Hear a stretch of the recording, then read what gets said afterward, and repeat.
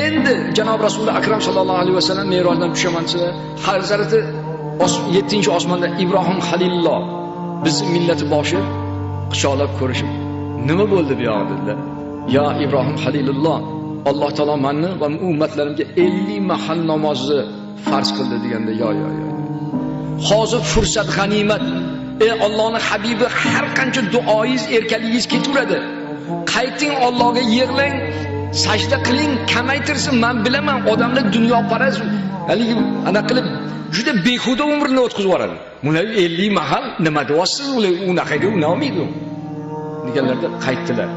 Alloh taologa sajda qildilar. O'sha maqom oldi. Alloh taolo aytdi: "Ey habibim, 15 mahaldan kechdim. 35." Chiqdilar. Ha, yo, 35 ham ko'plik qiladi. Qayting. Ming hijolat bilan borib sajda qilaverdilar. Allohga yalinverdilar. Yana 15 rakat mahalni kechib bordi. 20 qoldi. Chiqqanlarda sevinib, "Voy, odam ham shunday sodda bo'ladimi? Bunaqa 20 mahal namoz o'qolmaydi. Men bilaman, o'zim payg'ambar bo'lganman. Bu odamlar hech bunaqa emas bu. Hozir maqomdan tushib ketmasingizdan oldin ularga rahm shafqat qiling, yalining."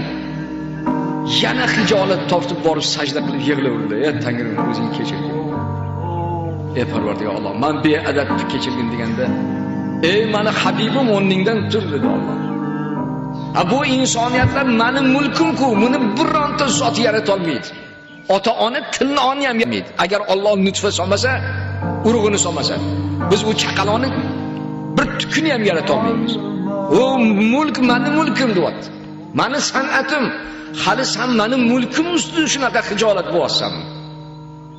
Mening rahmatlarim bo'lsin senga. Sen hijolat topma. Yana 15 dan kech bordim. 5 vaqt qoldi. Ammo shu hijolat bo'lganingga, ummatim deb shunaqa, ya'ni istrof chekkaningga, meni va'dam o'sha 5 mahal o'qigan namozi 50 mahal bo'lib yoziladi namoyi amal. Ya'ni bir yaxshilikka 10 yaxshilik yozaman, bir yomonlikka bir yomon. Muborak bo'lsin.